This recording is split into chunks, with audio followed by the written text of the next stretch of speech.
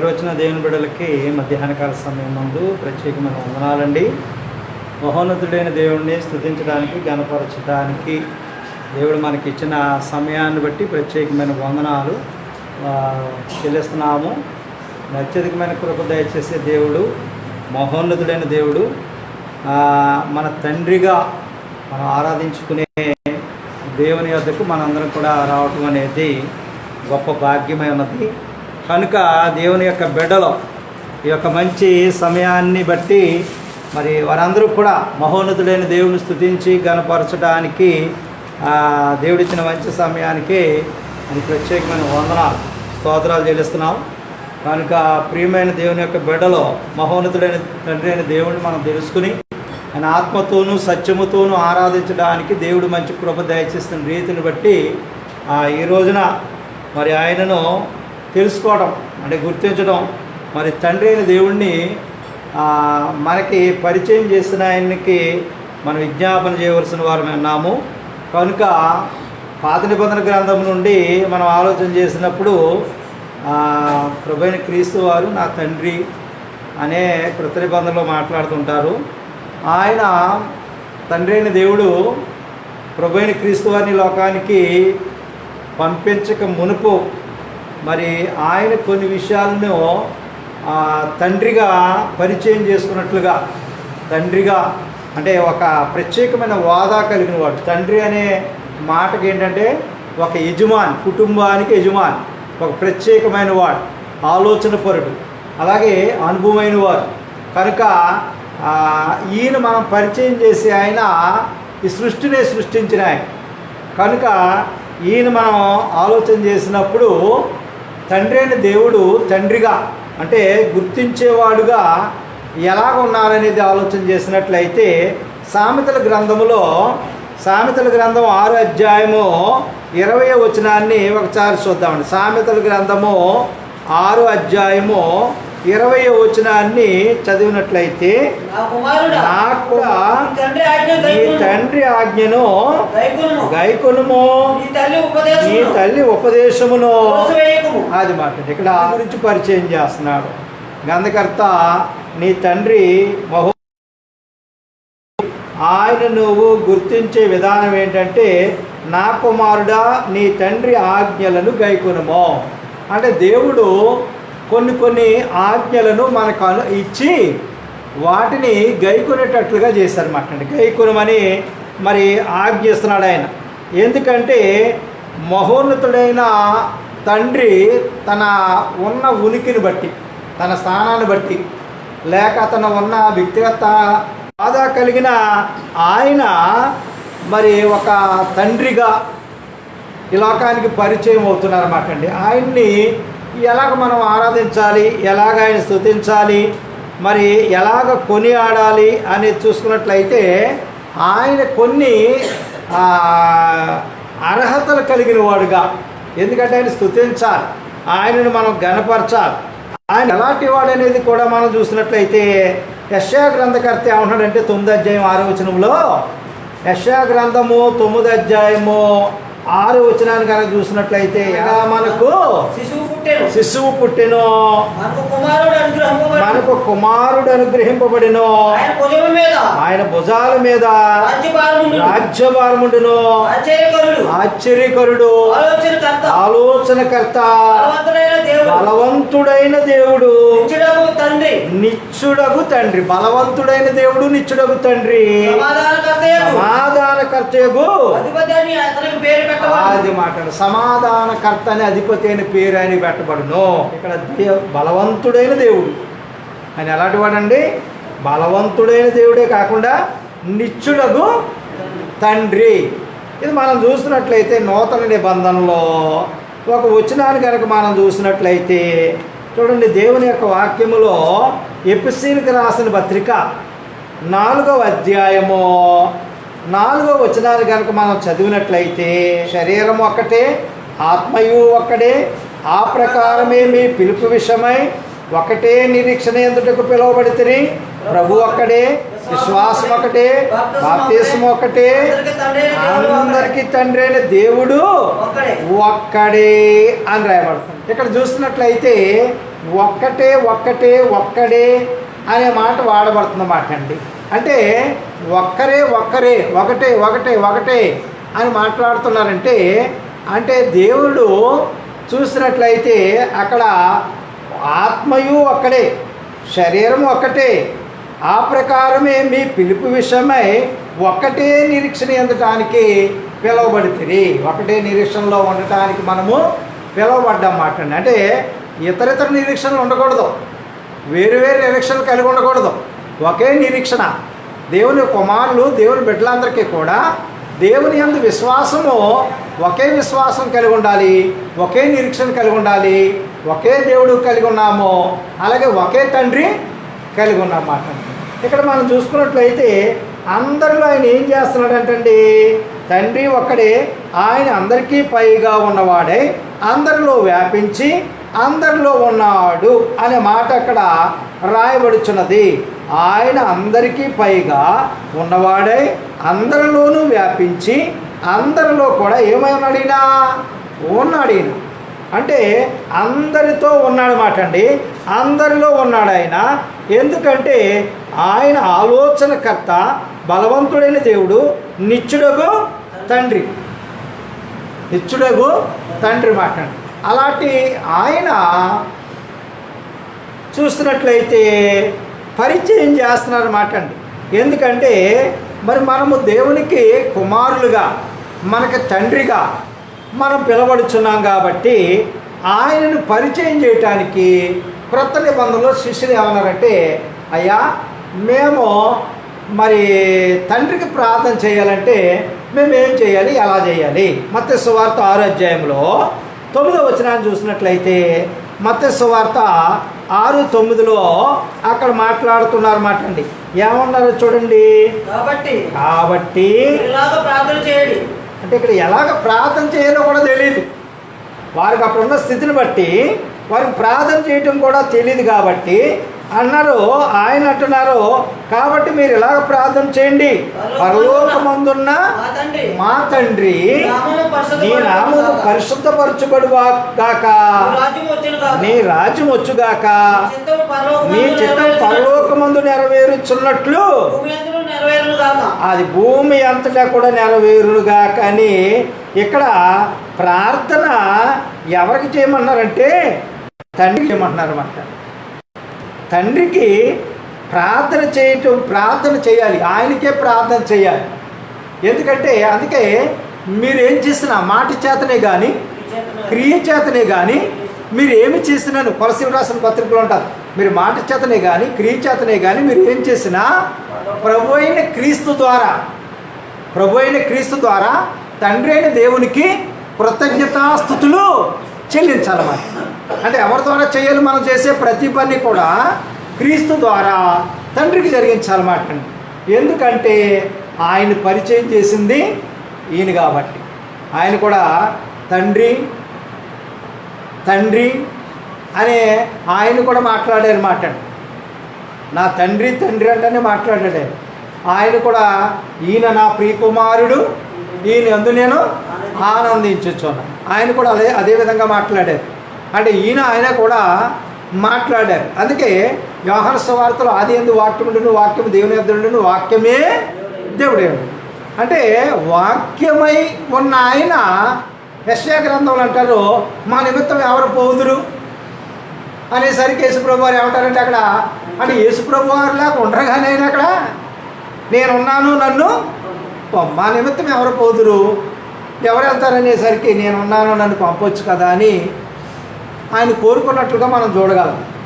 అంటే భూమి మీద మనుషుల కొరకు, వారి రక్షణ కొరకు, వారి రక్షణ చేయటానికి ఆయన ఉద్దేశాన్ని ఎవరు వెళ్తారు, ఎవరు చేస్తారు అన్నప్పుడు యేసుప్రభు వారు అన్నారు, నేను వెళ్తాను అక్కడికి అన్నట్లుగా మనం చూస్తాం. అంటే ఆయన ఉద్దేశాన్ని ఈయన తెలిసి అంటే అక్కడికి వెళ్ళటానికి ఏమన్నది సులువుగా ఉండేదనేదా? చూడండి, యెషయా గ్రంథములో 6వ అధ్యాయంలో యెషయా గ్రంథము 6వ అధ్యాయములో చూడండి, అక్కడ అన్నాడు 6వ అధ్యాయము 7వ వచనములో, ఇది నీ పెదవులకు తగిలిన కనుక నీ పాపములకు ప్రాయశ్చిత్తమైన నీ దోషము తొలగిపోయినను. అప్పుడు నేను ఎవరు పంపెదను, మా నిమిత్తం ఎవరు పోవునని ప్రభు సెలవీగా వింటిని. అంతట నేను చిత్తగించుము, నేనున్నాను, నన్ను పంపమనగా ఆయన నీవు పోయి ఈ జనులతో ఇట్లనుమో, మీరు నిత్యము వినుచుందురు కానీ గ్రహింపరు, నిత్యము చూచుచుందురు కానీ తెలుసుకొనరు అని యెషయా గారి ద్వారానే వారి యొక్క ఈ యొక్క ప్రజల విషయంలో వారి యొక్క స్థితిగతులను ముందుగా ఎరిగిన దేవుడు, నువ్వు వెళ్తావు మంచిదే, కానీ వారు ఎలా ఉంటారు ఆ సమయానికంటే వారు వింటారు, గ్రహించరు, చూస్తారు, అసలు వాళ్ళకి ఏమీ అర్థం కానట్లు పరిస్థితిలో ఉంటారు అని అక్కడ సెలవివ్వగా దాన్ని తెలుసుకున్న ఆయన సర్లే నేను ఎందుకు వెళ్ళాలే అనుకుని ఆలోచన చేయలేదు.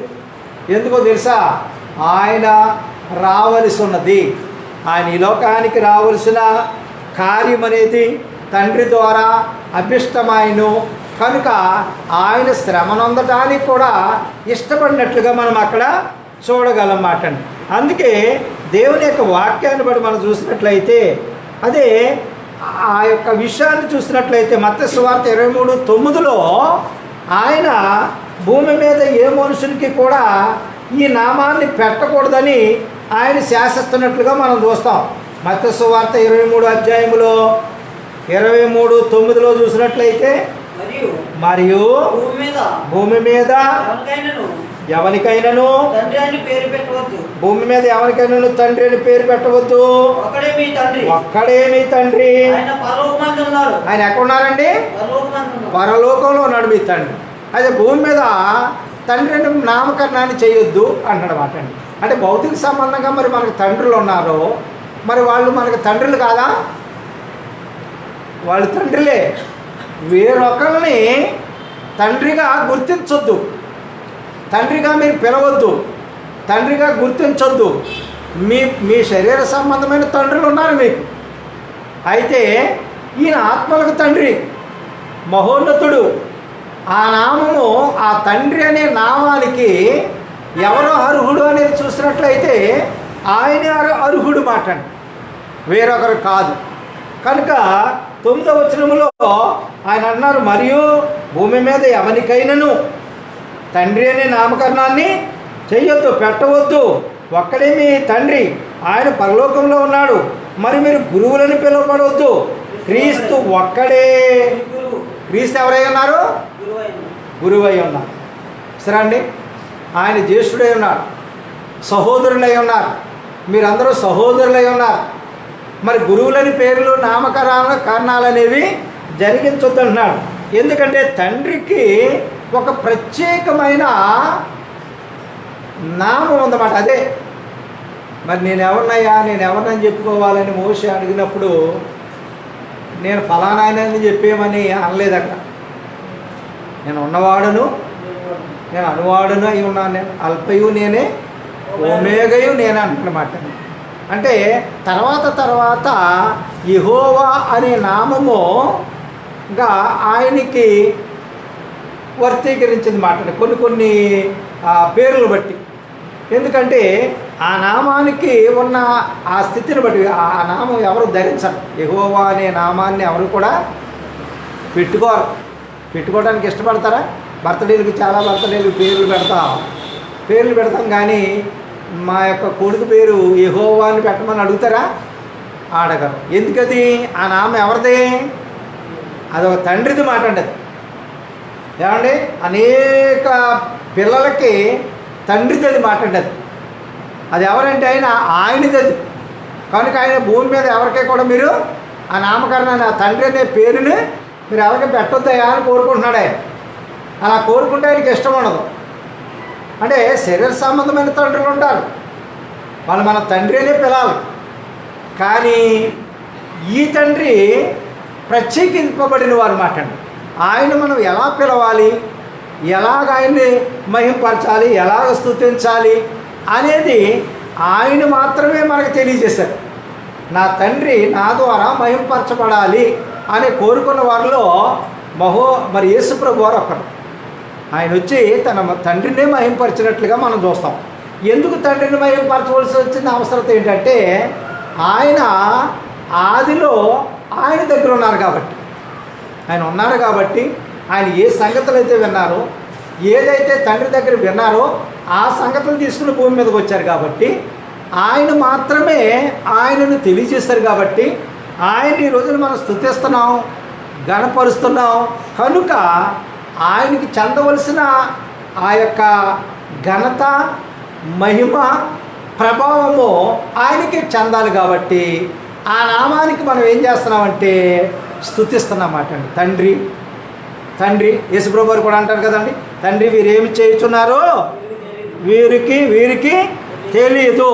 అక్కడ ఏదైనా మాట వరుసకైనా ఏదైనా మాట్లాడారంటే అక్కడ ఇంకో మాట పదం ఉపయోగించలేదు.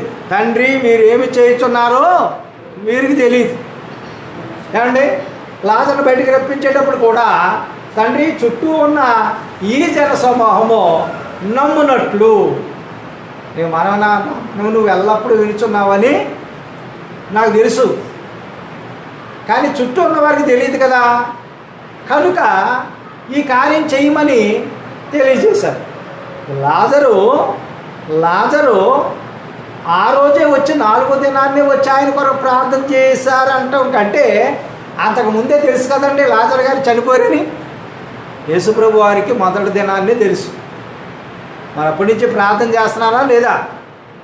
అప్పటి నుంచి ప్రార్థన చేస్తూనే ఉన్నారు. అప్పటి నుంచి ప్రార్థనలో వేడుకుంటున్నాడు ఆయన, తండ్రి లాజరు యొక్క శరీరము కుళ్ళిపోకూడదు. నేను వచ్చేసరికి లాజరు మొదటి ఎలా అయితే బ్రతుకున్నట్లుగా ఆయన అలాగ చనిపోయి కళ్ళు మూసుకున్నట్లుగా పడుకున్నాడో 4వ దినాన్ని కూడా అలాగే ఉండాలి. ఎందుకో తెలుసా? ఆయన అప్పటి నుంచి ప్రార్థన చేస్తూనే ఉన్నాడన్నమాట అండి. ఆయన అప్పటి నుంచి ఆలోచన చేస్తూనే ఉన్నాడన్నమాట. లాజరు నిద్రించుచున్నాడు, లేపడానికి మనం వెళ్దాము రండి అంటున్నాడు తప్ప ఆయన చనిపోయిన మాట ఎక్కడా కూడా ప్రస్తావించలేదు. ఎందుకంటే లాజర్ని యేసుప్రభు వారు ప్రేమించారు, అలాగే వారి కుటుంబం అంతా కూడా యేసుప్రభు వారిని ప్రేమించారు. కనుక ఆ ప్రేమలో వాళ్ళ సోదరి అంటది, అయ్యా నా సోదరుడు పునరుద్ధానమందు లేచినని నాకు తెలుసు అంటే యేసుప్రభు వారు దాని మాట సమాధానం ఏం చెప్పారంటే ఆవిడికి, పునరుద్ధానమును జీవమును నేనే అని మాట్లాడాను. అంటే దీన్ని బట్టి మనం చూసుకున్నట్లయితే తండ్రి హోదా తండ్రికి ఉంటే కుమారుని యొక్క స్థితి, కుమారుని యొక్క అధికారము, కుమారుని యొక్క స్థితి ఆయనకు ఉంది. ఆయన విడిచి వెళ్ళిన తర్వాత తండ్రిని వేడుకొనగా తండ్రి పంపరొక ఆయన ఆదరణకర్త, ఆయనకున్న స్థితి ఆయనకుందన్నమాట అండి. ఎందుకంటే చాలామంది దేవుని యొక్క వాక్యాన్ని బట్టి మనం చూసినట్లయితే చూడండి, దేవుని యొక్క వాక్యంలో ఒక సంగతిని మీరు తెలుసుకోవడానికి యోహాను సువార్తని ఒకసారి చూద్దామండి. యోహాను సువార్త 14వ అధ్యాయము 28వ వచనం. యోహాను సువార్త 14:28 చూద్దామండి. 14:28. నేను వెళ్ళి నీ యొద్దకు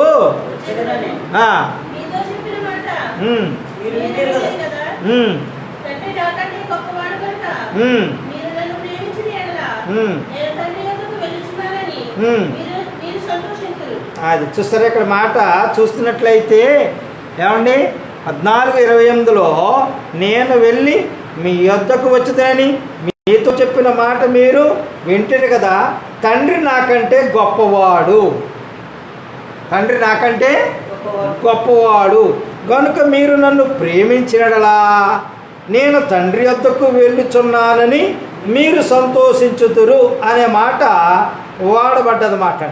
ఎందుకంటే తండ్రి నాకంటే మరి గొప్పవాడని ఆయనే పరిచయం చేస్తున్నారు ఇక్కడ. నా తండ్రి గొప్పవాడైన, ఎందుకంటే ఆయన దగ్గరికి నేను వెళ్తున్నాను, నేను వెళ్ళి మీ వద్దకు మరలా వస్తాను కాబట్టి మరి మీతో చెప్పిన మాట మీరు వింటారు కదా. తండ్రి నాకంటే గొప్పవాడని చెప్తున్నారు మాట. తండ్రి గొప్పవాడని చెప్పి ఆయన దగ్గరికి వెళ్తున్న ఈయన ఆయన ఏమన్నారు చూడండి 37వ వచనంలో, ఆయనను నేను తండ్రిని ప్రేమించుచున్నానని లోకము తెలుసుకున్నట్లు తండ్రి నాకు ఆజ్ఞాపించినది నెరవేర్చడానికి నేను ఎలాగూ చేయుచున్నాను.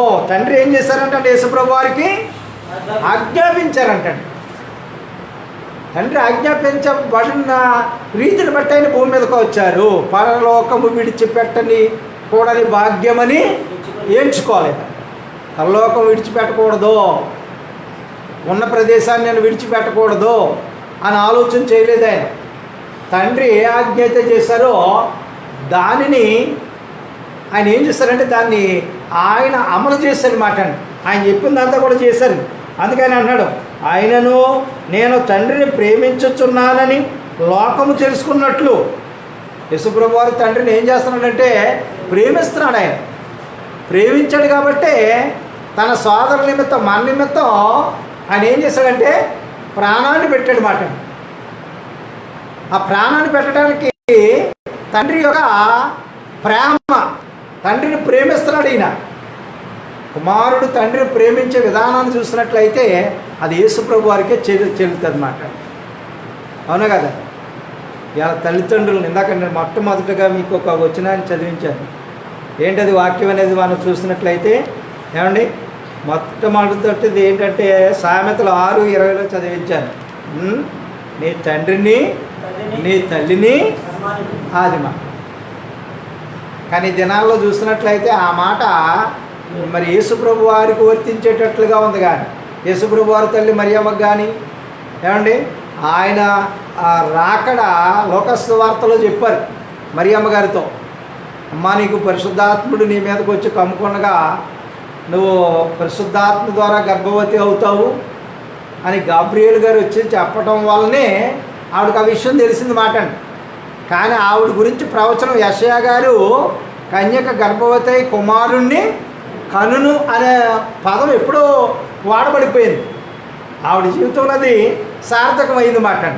కానీ ఆ యొక్క మాట ఎప్పుడో వాడబడిపోయింది మాట.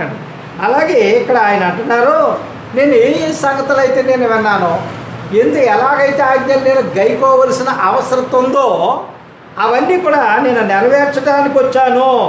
37వ వచనం, అయినను నేను తండ్రిని ప్రేమించుచున్నానని లోకం తెలుసుకోవాలి. లోకానికి ఏం కావాలండి? లోకానికి అర్థం కావాలి, లోకానికి తెలియబడాలి నేను ఆయన ప్రేమిస్తున్నానని. అంటే ఆయన ప్రేమిస్తున్నానంటానికి రుజువులు కనుక మనం ఆలోచన చేసుకున్నట్లయితే ఏంటా రుజువులు అంటే చూడండి, ఎక్కడ చూసినా తన తండ్రినే మహింపరిచినట్లుగా, తన తండ్రినే ఘనపరిచినట్లుగా ఆయన నాకంటే ఏమై ఉన్నాడన్నారు ఇందాక వచ్చి నుంచి చదవం, గొప్పవాడు. నాకంటే ఎలాంటి ఆయన గొప్పోడు సరే అండి. కనుక ఆయన ఏం చెప్పారో దాన్ని తీసుకుని వచ్చారన్నమాట అండి భూమి మీద. ఆయన దగ్గర ఏ సంగతులు అయితే విన్నారో అదే సంగతులు చెప్పారు. ఆ సంగతులనే అపోస్తులు ఏం చేశారంటే గ్రంథస్థం చేశారన్నమాట. ఈ రోజున ఆయన చెప్పిన మాటలే మనము చదువుతున్నాం. దీనికి అవును అవును కాదు, అవును కాదు అని చూడండి. అదే 16వ అధ్యాయం యోహాను సువార్త 16వ అధ్యాయంలో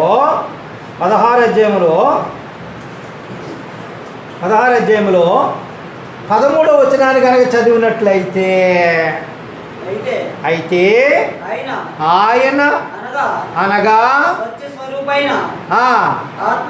ఆత్మ వచ్చినప్పుడు మిమ్మును సర్వసత్యములోనికి ఆయన అనే మాట వాడబడ్డదన్నమాట.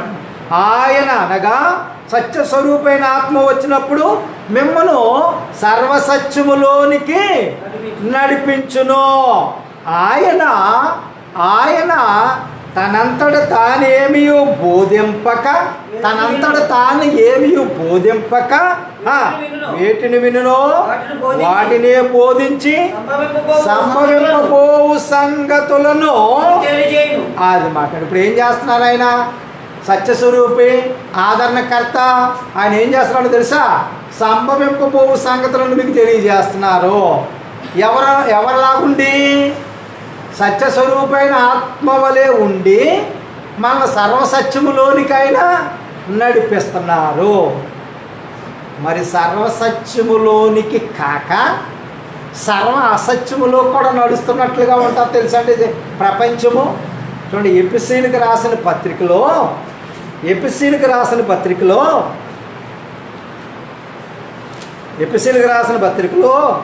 మొదటి అధ్యాయములో చూస్తున్నట్లయితే ఇక్కడ కొన్ని సంగతులు రాయబడుతున్నాయి. ఏంటో తెలుసా అండి? దేవుని ఒక వాక్యాన్ని బట్టి మనం చూసినట్లయితే చూడండి, అక్కడ దేవుని యొక్క యేసుక్రీస్తు మనకు కుమారుడుగా ఈ లోకానికి పరిచయం అయ్యాటండి. యేసుక్రీస్తు ద్వారా మనం కుమారులుగా స్వీకరింపబడ్డామని 6వ వచనంలో రాయబడ్డది. మొదటి అధ్యాయం 6వ వచనంలో.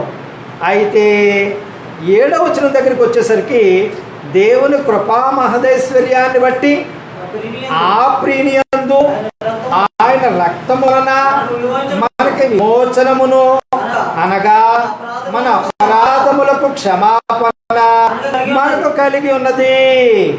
మనకి ఎలాగ పాప క్షమాపణ కలిగినదో ఆయన ద్వారా, యేసుక్రీస్తు వారి ద్వారా మనకి ఎలాగైతే కృపనిచ్చాడో దేవుని కృపమైదైశ్వర్యాన్ని బట్టి ఆ ప్రియుడు అంటే క్రీస్తు ప్రభువారు, ఆ ప్రీనియందు ఆయన రక్తము వలన మనకు విమోచనం అనేది దొరికింది మాట్లాడి.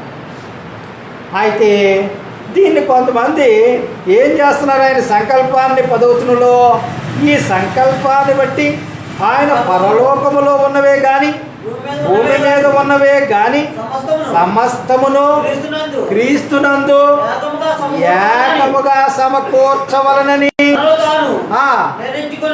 అది దేవుడు, మహోన్నతుడైన దేవుడు తనలో తాను ఏమనుకున్నాడంటే పరలోకంలో ఉన్నవి కానీ భూమి మీద ఉన్నవి కానీ ఏం చేయాలనుకున్నాడో తెలుసండి? క్రీస్తునందు సమకూర్చాలి. వాటిని వాళ్ళని సమానం చేయాలనుకున్నాడంట. మరి వాళ్ళకి మనకి సమానం అవ్వాలంటే భౌతికమైన ఈ దేహం కుదురుతుందండి? భౌతికమైన ఈ దేహం కుదురుతుందా? భౌతికమైన ఈ దేహాన్ని కుదరదు మాట్లాడి. మరి ఎలాగెళ్ళాలి మనం అంటే ఆ మార్గాన్ని కూడా ఆయనే చూపించారు. యేసు ప్రభువారు ఆ మార్గాన్ని ఆయనే చూపించారు. ఆవిడ అడుగుతున్న దానికి సమాధానం చెప్పారు ఆయన. మరియ మార్తల్లో సోదరుడు లాజరు చనిపోయినప్పుడు ఆవిడ అడుగుతున్న ప్రశ్నకి ఆయన ఏం చెప్పాడంటే పునరుద్ధానమును జీవమును నేనే. అంటే తిరిగి లేపబడుతున్నారు చూసారా? ఆ కార్యాన్ని, జీవాన్ని నేనే అన్నాడు. ఆవిడికి ఎలాంటి ఆలోచన ఉంది? ఆవిడికి ఎలాంటి ఆలోచన ఉందో తెలుసా? పునరుద్ధానంలో నా సోదరుడు లేచును అనే సంగతి మరియకు తెలుసు. పునరుద్ధానంలో లేస్తాడనే సంగతి తెలుసు ఆవిడికి. అంటే ఆ సంగతి ఆవిడికి ఎలా తెలుసు? వారు బోధించడం ద్వారా ఆ సంగతి తెలుసు. యోహాను సువార్త 11వ అధ్యాయం ప్రకారంగా ఏమంటే ఆ సంగతి తెలుసు. కానీ యేసుప్రభు వారు ఏమంటున్నారు?